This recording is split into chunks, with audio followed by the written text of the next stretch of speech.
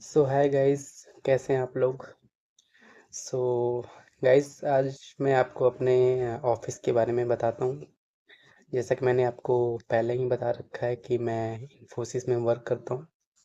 सो ये एक hybrid model है। मुझे 10 दिन ऑफिस अटेंड करना होता है एंड रिमेनिंग 11 या 12 दिन जो भी रिमेनिंग है वो मैं वर्क फ्रॉम होम करता हूँ।